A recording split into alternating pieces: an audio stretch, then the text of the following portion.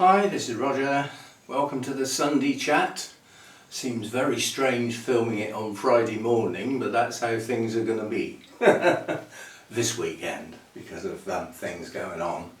So the main bulk of the Sunday chat will be a report on my trip to the International Orchid Show as part of Gardeners World Live at the NEC in Birmingham, which took place on Thursday.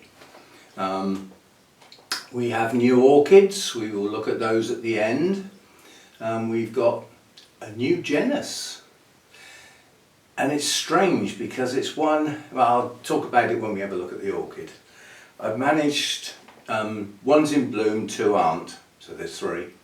And the two that aren't in bloom are relatively young plants, so they're not going to bloom, well, they won't bloom this year, possibly not even next year, so they're to grow on. So they were cheaper than they would be if they'd been full size. And yes, so that's the new orchids. One is actually in bloom, if I hadn't already said that. And as I came out here with the camera, there's a fragrance. Well, part of it is that, the Miltoniopsis, and part of it is the new one, which also has Miltoniopsis in it. There's a clue. Right, so the trip up and the trip back, given the distance and the possible problems, well, there weren't any. Two straightforward journeys, despite trepidations in some cases. I got away at 6 in the morning. It's funny actually, just to be gone at 6 o'clock, I needed to move my tablet time. So over the last week or so, I've been creeping, because I take my tablets at 8 in the morning and 8 in the evening. 8 in the morning goes with breakfast time, so I tend not to forget. I do forget the ones in the evening sometimes because I fall asleep. But yes, so I needed to move those back so that I could take my tablets before I go, which I did successfully, and I remembered to take them before I went. So leaving at 6 o'clock in the morning, for a fair bit of the journey, the roads were mine. There was nothing about. Now you've got, from here to Ringwood is 10 minutes basically. I saw two cars coming the other way and I pulled in behind somebody who was sticking to the speed limit, which you can't complain about, can you? I wanted to go a bit faster than that at that time of day, but that was close to Ringwood anyway, so I was nearly coming into the town. You've got to slow up for that anyway. So, and then it's dual carriageway A31 until you get to the M27. M27, the part of the M27 that I use to go north is going east to go north, if you see what I mean, because I've got to get to the base of the M3. Now the M27 that carries on heading east, where I have to go to where our show is, where Lynn lives, that sort of thing, on the way to Mathers, so I do use that road. That's fraught with hassles. They're forever digging bits up or mending bits or replacing bits on the side or doing something with the central. They're always messing about with it. Be a nice road when it's finished, but up to the turning to the M3 is perfectly straightforward. The M3 has had speed restrictions on it, but I'm not on the M3 for long, and then you turn off to the A34 to head direct north for a long time before anything else happens. So and that's dual carriageway all the way right up past Oxford. Being a dual carriageway and a heavily used road, getting there early was a bonus because obviously, I know it sounds daft, but most of the traffic was actually HGVs because they tend to like getting going in the morning as well to miss what they would call the silly traffic, the cars. People who don't know what they're doing in their view. So anyway, we had a nice run up, got onto the M40. No roadworks on the M40, no hold-ups at all. The junction with the M40 and the last little bit, M42. So as you see, it's dual carriageway and motorway to the door. And that junction's a bit they tell you it's coming up 3 miles out, and then as you get closer, it starts getting a bit iffy and things go missing off the sign. And the sign obviously at that point that I want to see is NEC, yeah, National Exhibition Centre, and it's signposted at the junction. And as you go up the M42, it goes missing. It's not there, and you sort of think, have I got this wrong?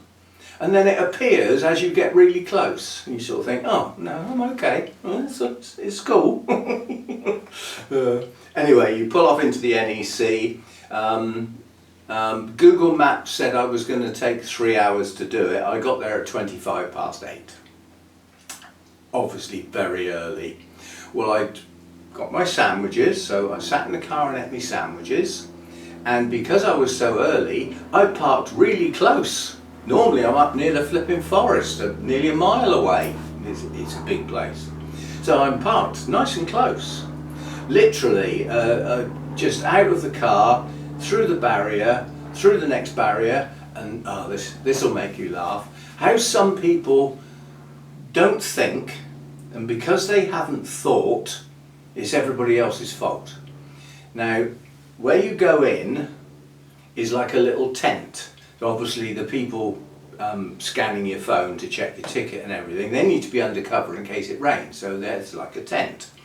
And there's there's actually 4 ways in through that tent. Barrier either side, funneling everybody in. And there's 4 ways in. Well, because I've been there before, I know the one on the left is for exhibitors. That's people with the armbands. They just walk straight through. Exhibitors this way.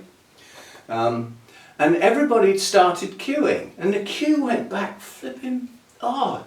Now, with the people that I went in with, there seemed to be quite a group like that. And that group went and started queuing at the other 2 entrances. And the people back there got really snotty. Oi, there's a queue here, there's a queue here. Somebody looked round and said, there's a queue here now, and there's a queue here as well, because there's 3 entrances. So because they hadn't thought and just blindly followed in the queue, they were really upset that other people had looked, thought, and realised there needed to be 3 queues. So I was only about 10 people back from the start, because you've got to stand there. They let us in at 10 to 9, and you think, cool, they've let us in early. No, they haven't. You get so far, and then there's loads of barriers with security on, so you can only, like, you're nearly there, but not quite. And then, literally on the dot, they just swung the barriers around like that. Everybody cheered, and it's like a stampede. We're in. Well, I had no need to stampede at all. I'd got there on time. I was getting in at the opening time. I had all day. I was in no hurry. And the main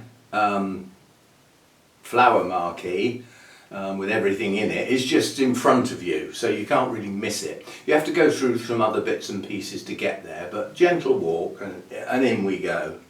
I had a look at some of the other things on the way up to the orchid bit, and there's a lovely bonsai tree display on the side there. And the video that I will put together of the clips that I took of the display, the orchid displays, to break it up a little bit, there's something different that's not orchids and it's not bonsai. I didn't film those. Yeah, so it won't just be one orchid display, then another one, then another. There'll be a couple of other little interesting bits slotted in. What's today? Friday. That video I will put. I know I'm posting this on Sunday, but it is actually Friday morning. I will put that video together, either post it early tomorrow morning before I go to pick Hannah up, or I'll probably post it in this evening, so that it's there for this evening and there's something there for Saturday. And then this will be Sunday's video.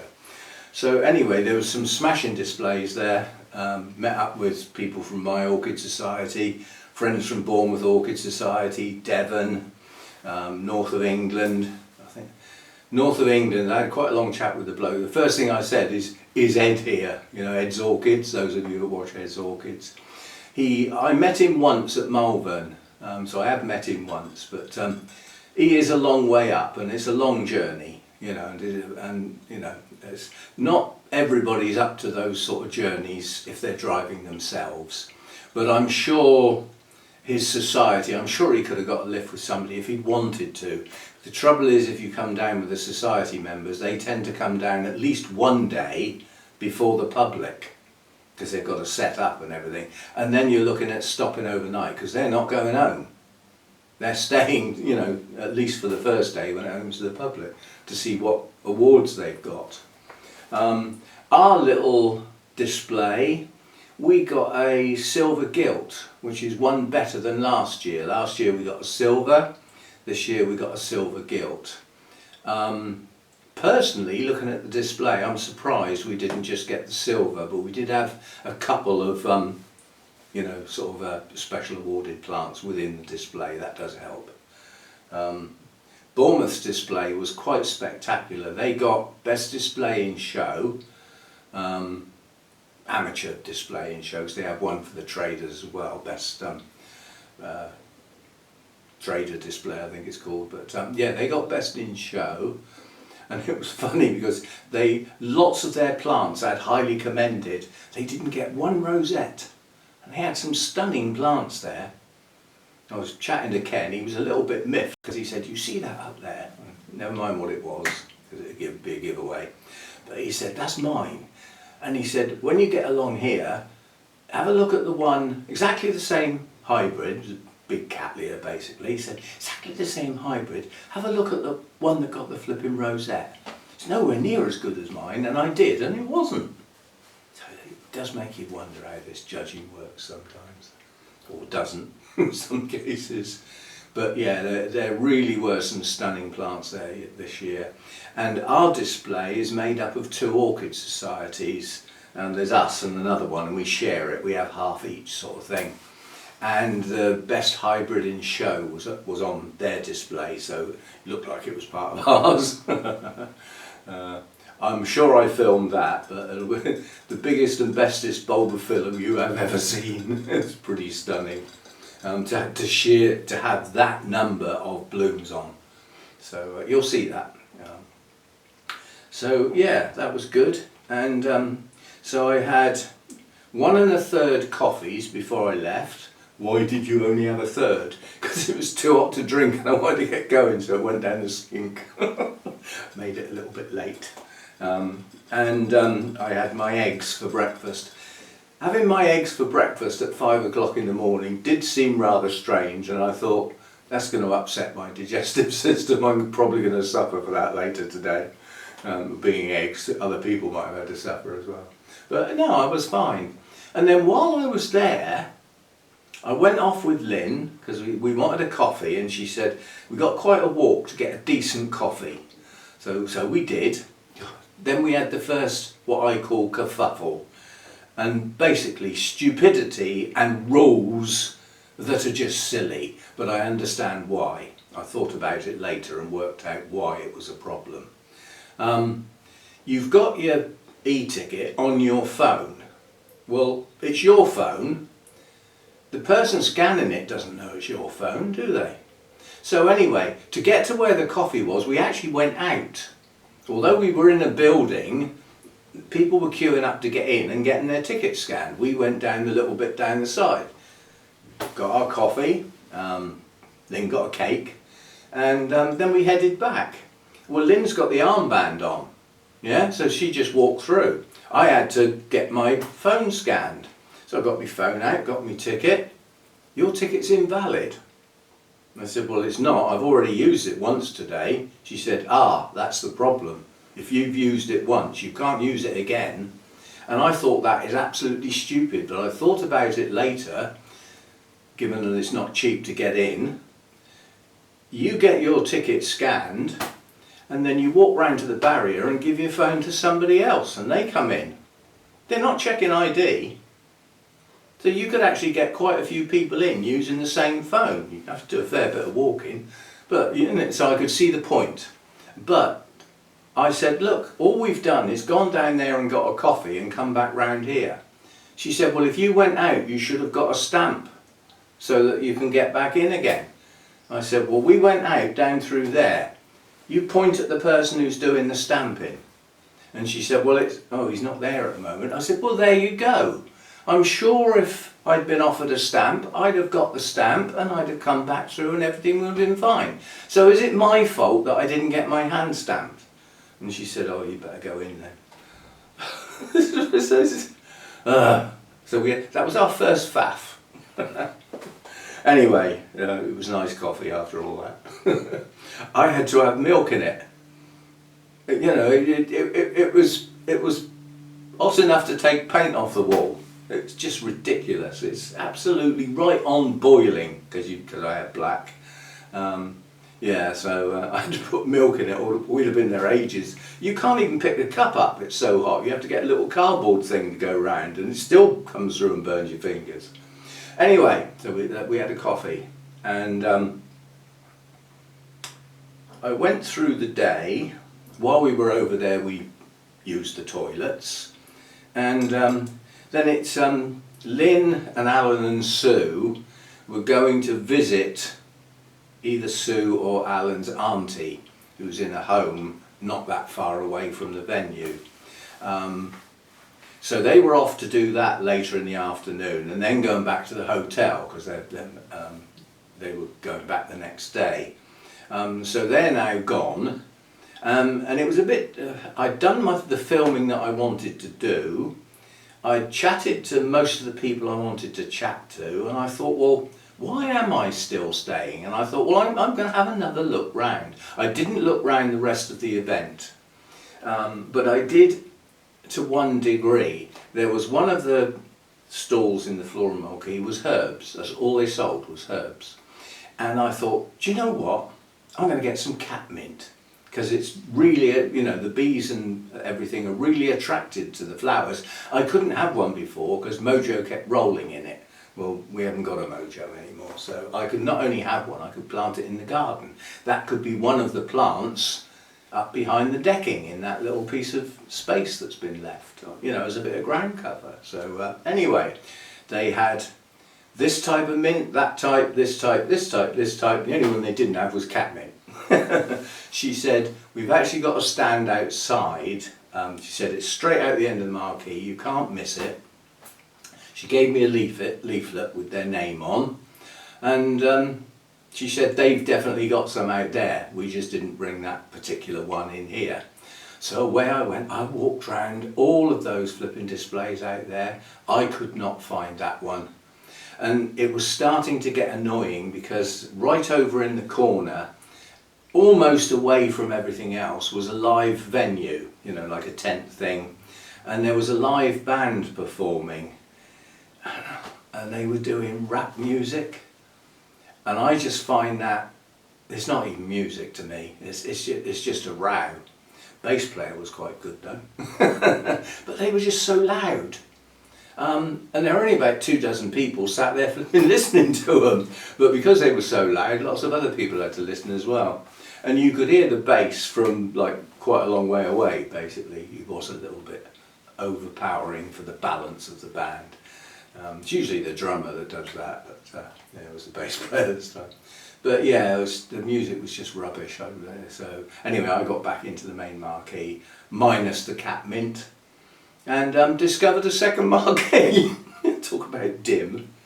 It's like an L shape, and I hadn't noticed. So the entrance I went in, there was a little bit along here, and then everything out in front of you, right up to the far end where all the orchid stuff is. And I knew that's where it was, I'd had a look at the plan. But this bit that went off to the side, it then went a full length another marquee, with loads of other stuff to look at. So I had to look round there. That used up a fair bit of time. It's all sort of garden plants and house plants, and there was a beautiful fern stall. Had some gorgeous ferns on there, with the big tree ferns as well. So, but lots of interesting things to see. I could if I started looking around the show gardens and the other places outside, you know, the other sort of traders and things like that, you could easily spend 2 full days there, easily. But I only had the day. So I ended up leaving at 3:30, and part way home I thought, do you know, I've only had one coffee, I've had nothing to eat, and I've only been to the toilet once and I didn't go before I left. And it didn't matter, I still got home without stopping. Mind you, we did rush in when we got back here. And yeah, it took the full 3 hours coming back. There's a notorious junction, the junction with the A34 and the M40. Going is, you've got your own slip road, so you come off the A34 onto a slip road and join the motorway. There's no stopping, no hold up, nothing. The traffic slows a little bit because obviously you're coming off a 70-mile-an-hour dual carriageway onto a slip road, so it slows a bit, but then you get on the motorway and away you go again. Not even a hiccup. Now, coming back the other way, you've got to come off the M40 onto a huge big roundabout with multiple exits, and they've all got a set of traffic lights. And the tailback from that roundabout can sometimes be a mile long. So the whole of the inside lane of the motorway is stationary. And I started to slow up for the junction. I thought, here we go. And basically I slowed up because everybody was slowing up for the traffic lights. I was about the 10th car from the traffic lights. I was off the motorway because I didn't queue on the motorway at all. And okay, I stopped at every set of lights, but then I was off. And then there's another junction which on the way up wasn't a problem. One set of traffic lights and then sort of get going. But coming back the other way, it's the Winnall junction. It's a massive multi-billion-pound project because that junction is horrendous. Again, it's multiple access from different sides. You've got the M3, A34, the road off to Basingstoke. It all sort of comes together at that Winnall junction. And I thought they'd finished it, but they finished a bit of it. So I misread the news basically. But coming back, 20 minutes it took to get through that junction. Just stop, go, stop, go, stop, go. And then when you get there, the only reason for it is the traffic lights basically. Well, and people who don't get going when they change to green. You know, so it goes, you know, red and yellow, green, and they're still sat there and you sort of think, haven't we got a colour you like? Feel like shoving it, you know, the big, one of those big digger things, you know, with a big bucket on the front, give them a shove. Alright, wake up, lights have changed. And that can leave 2 or 3 people behind the lights that should have got through. And you multiply that by how many times the lights change, that's your tailback. It's people not being ready to go and get on and go, you know, dilly-dally around. Anyway, so it actually took me the 3 hours to get back. Fair enough, you know, it took me that extra half an hour. So be it, that was the planned time anyway, but the journeys were relatively, you know, with no accidents to deal with, no detours, no huge roadworks on the actual journey, just that major set of roadworks on that Winnall junction. Yeah, so journey was fine, okay. Car behaved itself, we didn't lose it this time, because last year when I went, I lost my car. Remember which bit of the car park I was in. So I got there later last year, so I was right at the, you know, one of the far car parks. Hell of a flipping walk to get to the venue from those far car parks. They even run a bus service. I nearly thought, I'm going to get the blinking bus, you know, I'm getting old now. And I thought, by the time I wait for a bus I could have walked it, so I did, I walked it. But yeah, so a good day out. I bought my orchids earlier on, and behind where our stand was, there's a cubby hole. There's a little sort of parting in the black screens. You just sort of do that, and you walk through, and there's a place where you can have a sit down quiet away from crowds or whatever. So I put all my plants in there, and hung my coat up because I certainly didn't need that. It was a nice warm day, even though I took it just in case. So yeah, a good day. I got my plants quite early. I got my filming done quite early as well. Yeah, and as I said, I'll put the clips together of the displays and get that posted. What will be, well, you'll have seen it by now, it will have already been posted, but yeah, there's the trouble. When I do a video that I know is going to be posted quite a bit in the future, I'm talking about what I'm going to do next. Well, by the time you see it, it's already been done. You know, time slots get in a muddle. Yeah, but yes, so I think we've waffled on enough about the day trip. As far as the news is concerned, it's Friday today. Yesterday was probably one of the biggest elections in this country, as far as importance is concerned, even though it was only a local election. But it's a local election of an incredibly popular guy, a very, very popular guy. He's Labour, which is not my favourite thing, but then none of them are my favourite thing at the moment. They've all got too much wrong with them to even think about voting. But he would be classed as being on the left of centre. But the pillock we've got as Prime Minister at the moment is according to polls and people's who in the know, their opinion, he is the most unpopular Prime Minister we have ever had. Ever. And he won't have it. He thinks he's great. I wonder where he gets that from. But he doesn't believe he can do anything wrong. And yet you get a manifesto at a general election. These are the promises you're expected to do your best to keep. And he kept very few of his, and half of the things they changed when they got in, they had to unchange because they were so unpopular even with their own people. So Mr. U-turn. But a lot in the party want him out because they think he's doing harm to the reputation and everything. Some want him out because they think he's actually doing harm to the country, the way that they're running the finances and stuff like that.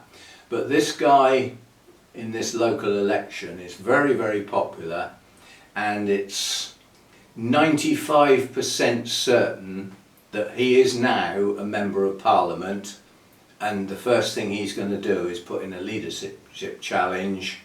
If he does, I hope he wins it, because that gets rid of the a-hole that we've got in charge at the moment, and will throw new light on what is the same party.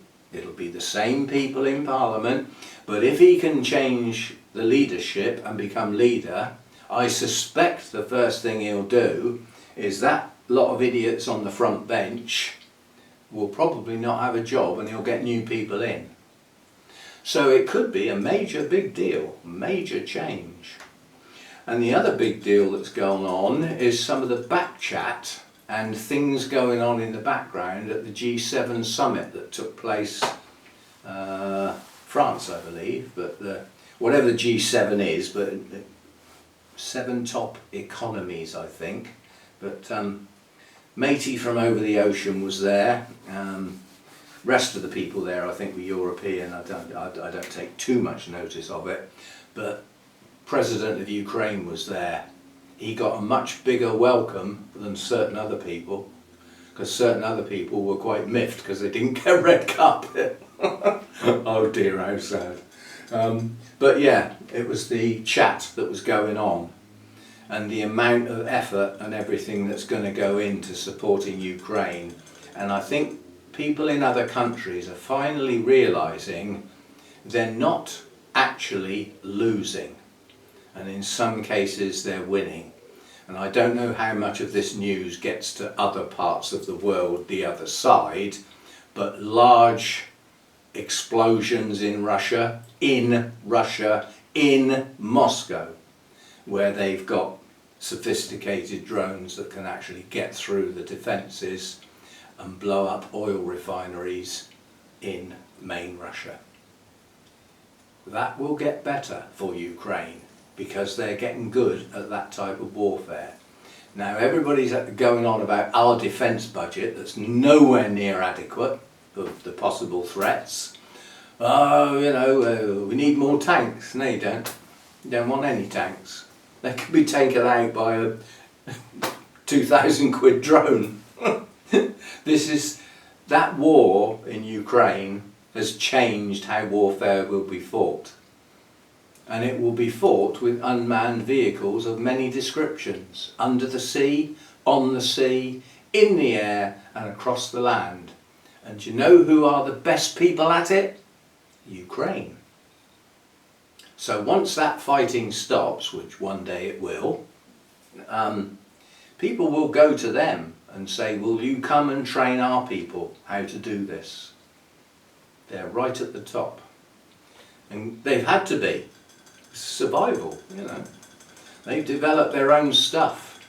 They were told, you know, you can have some missiles, you can have some of our weaponry, but you're not allowed to have long-range missiles. We don't want you firing at Russia. Well, they said, we'll blow you, we'll make our own then. And they have, and they work. So, yeah, they say war is the mother of invention. Well, it is, if you think how much changes as a consequence of war.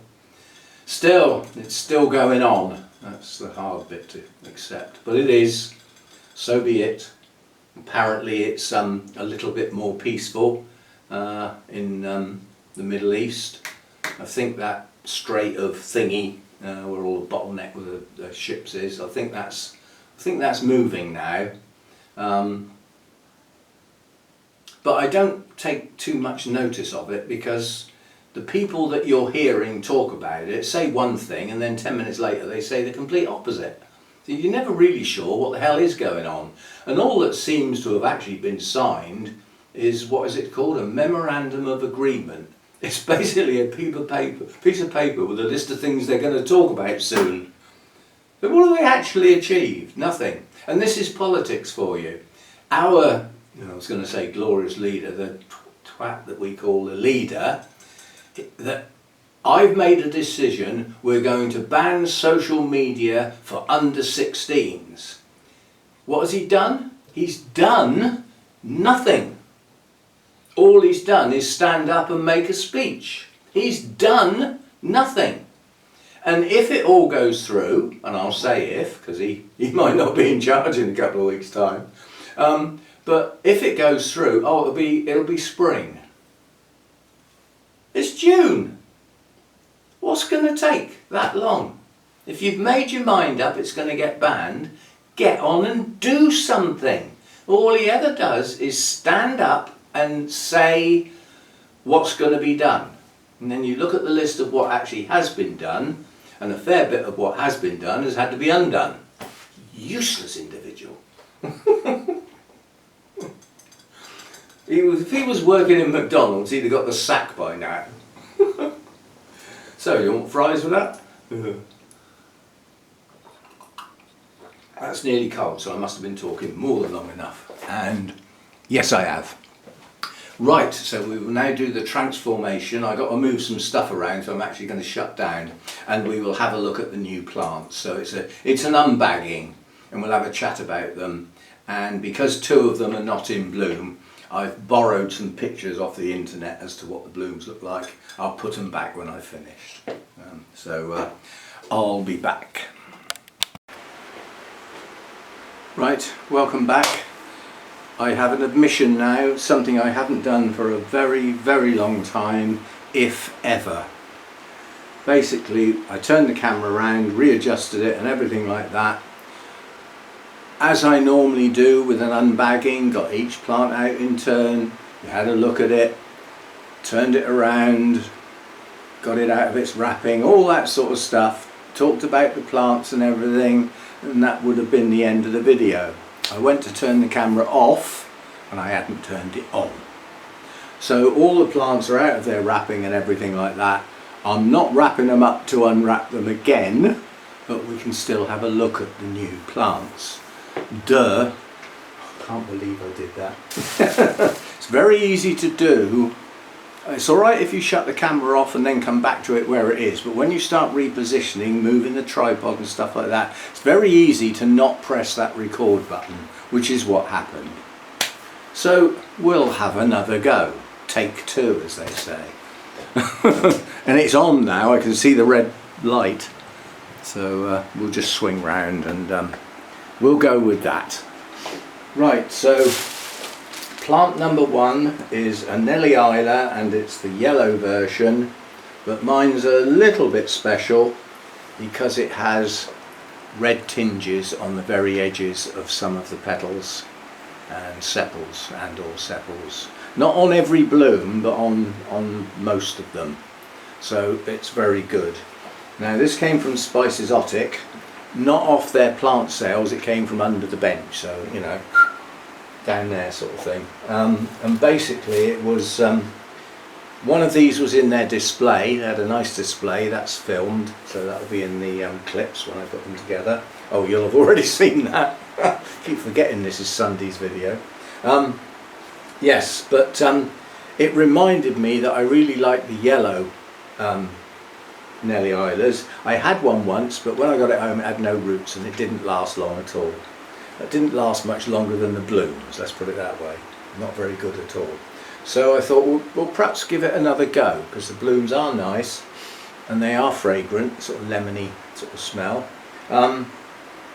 So anyway, I said to Susanna, I wouldn't mind a yellow Miltoniopsis if you've got one, but it needs to have roots. So I get a sideways look when I say things like that. I mean, a lot of the plants come over from Europe and she sells them on. You know, that's the way of the orchid business nowadays. So she didn't get a lot of say in it really. But anyway, she came out with a couple, and it was obvious this was the better plant. It's got a nice plump bulb, and I can see it's developed.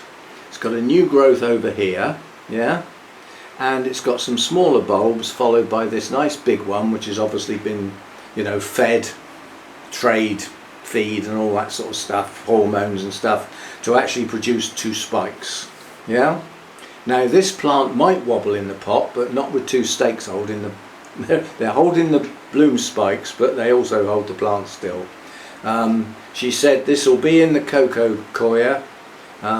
It's heavy, so it's very wet at the moment, and it's been topped with bark.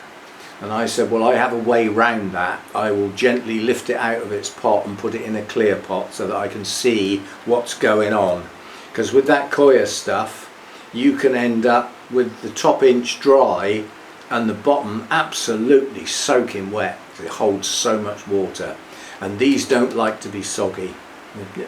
They'd like to stay almost dry all the time, but you can't do that because every time you water them they're wet again. Anyway, so that's plant number 1. That came from Spice Exotic. It's a nice plant, I'm pleased with it, and 2 nice spikes. One spike's fully open, the other one's still got a couple of buds to go. So yeah, that should last a while. And then the other 2 that are already unwrapped, they came from this place, Ten Shin. Yeah? So this is one of the foreign traders from the Far East that comes over for the big shows, but not many of them do anymore. And the guy who runs this is a really nice guy. There's quite a long chat with him as well about life, the universe and things.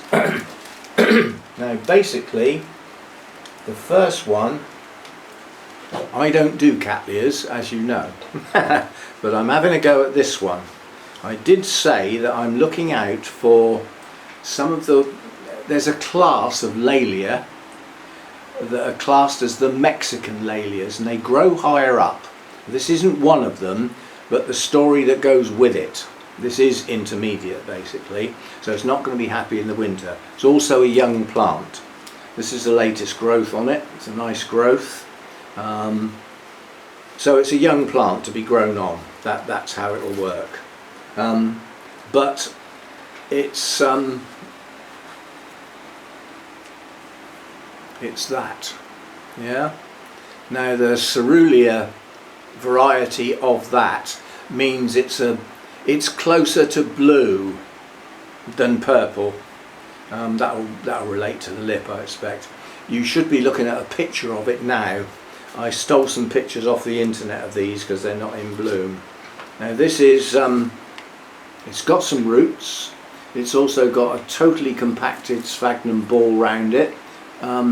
So that's got to be repotted. I can't live like that with, you know, with a Cattleya type in that sort of media.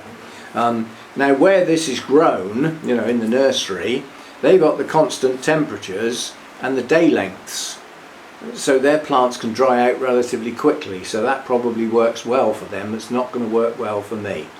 So this is to grow on, and hopefully eventually, so at least, I'd say it's at least 2 years away from blooming.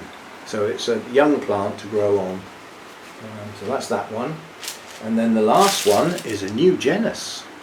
It's not like I often do, I start a new genus and start off with a smallish collection and possibly build it up. This is probably a one-off. And it is that. It's an Ionopsis. You can have a go at saying it if you like, it's quite fun. But basically it's a Utricular Iodes, without the gap. It's just a long word that's difficult to say all in one go. Now this is bare rooted on one of these pieces of plastic. That's how they often have to come in. It's got quite a bit of new growth coming on it, up here and round here. So it's in active growth, the nice new growth here, just pushing on, some here as well.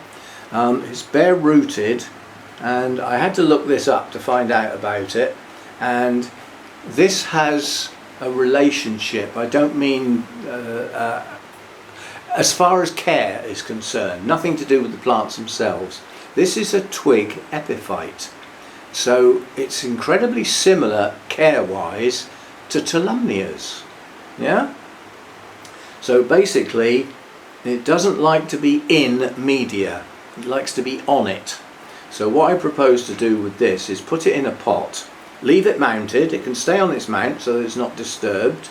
God, it's dry, that needs a good soak. And then put some large bark around it so that the roots can spread over the bark, and it's got something to hang on to, but it's not in anything, so the roots are not going to stay wet for any length of time at all, because this is the sort of plant that would probably get morning dew and or rain and then probably be totally dry by the end of the day. So it needs a fast wet dry cycle. You should be looking at a picture of the blooms now. This can be an absolute showstopper. It has very long arching spikes with many blooms on that are actually long lasting. So it's got quite a bit going for it. The blooms are variable. They can be anything from white to quite a deep pinkish colour. One of the best ones I saw when I was looking on the internet was white with pink edges. That looked quite nice. But yeah, so it's variable blooms, and of course because this isn't in bloom I don't know what I've got till we get there. Now these are not big plants, so although that looks like a young plant, it might not be as young as it looks, and with 1, 2, 3, 4 new growths on it, it's going to double in size soon anyway. So so that's that one. And then after I bought it, I was walking away thinking I've never heard of that, and then I suddenly remembered I have heard of it. And then I had to think back, where and when did that happen? And I think it might go back to the days at Malvern. It was Spice Exotic, and they had one in full bloom in their display. And I went round to Zuza in Hope and said, is that for sale? She said I could have sold that 50 times yesterday when everybody was setting up. And she said it's the only one I've got. I may be able to get some more, I don't know. I said, well, stick my name down and remember me, if ever you get any more I would like one. Well, nothing ever came from that, but I noticed the picture. This company, when they're at a show, all the plants have pictures, because a lot of them aren't in bloom, but you can see what to expect. That is brilliant. More ought to do that. Yeah, so I saw the picture and I sort of thought, that looks interesting. Something in my mind was saying, I'm sure I've looked at this before. So anyway, that's yeah, revisiting a story. So and that needs water now. It needs a soak actually. It's probably quite dry. I don't know how long it's been like that. I mean, they come in these plastic sleeves, so that could have been dry for a few days, so we'll actually not just water it, we'll give it a proper soak. Well, what I'll do is I'll water it and see how much it absorbs, and if it still looks a little bit dry, then I'll dip it. I'll actually dip it in water with a bit of feed and get it going. All the plants from this company have got this white substance on the leaves, and it's the spray that they have to do to get their photosanitary certificates. They have to show that they've dealt with any potential bugs and funguses and moulds and things like that, so that's what that is. That'll wipe off or wash off or whatever. So those are the 3 new plants. End of the video now, so thanks for watching. Thanks for my members for being members. Thanks for the 2 people who contributed to the day trip. Most appreciated. You effectively bought these new plants for the channel, well, for me and for the channel. I believe I've got some new members. If I have, they will be in the roll call. I will amend it accordingly. They come under, you know, at the end of the section, there's a new bit with the new names that have joined, and any that leave just go missing, basically. I don't highlight them or anything like that. I don't think that's very fair. You never know why somebody's left. So anyway, so I will get that done, and what's coming up this week, I really don't know. Bearing in mind I'm actually filming this on Friday, next week's a long way away.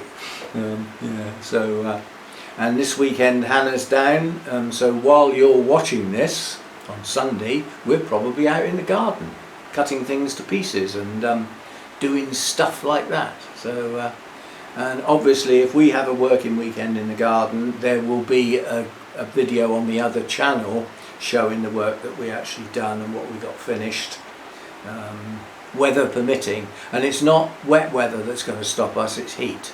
There's another heat wave heading in our direction coming up from southern Europe, and in some parts of England it's going to get excessive again. People will struggle with it. I know some people love it, but I don't like not being able to get on with the things I want to do because of weather. Doesn't matter what sort of weather. So and the excessive heat is not suited to doing garden work at all. So we'll see how that goes, but our little strip along the south coast is often protected from that excessive heat.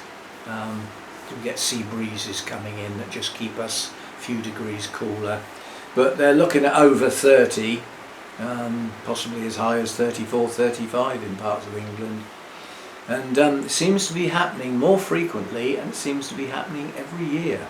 So we are going to have to get used to it, to start growing different plants in the garden, more of the Mediterranean type plants, you know, more sort of rock gardens and gravel beds with plants that, you know, can stay dry for ages and ages and thrive on it, whereas, you know, often those would not grow very well in this country because there was too much rain. But at the moment those days are gone, certainly this time of year anyway. So anyway, I shall see you next time in whatever the next video is, and thanks for dropping by. Bye for now.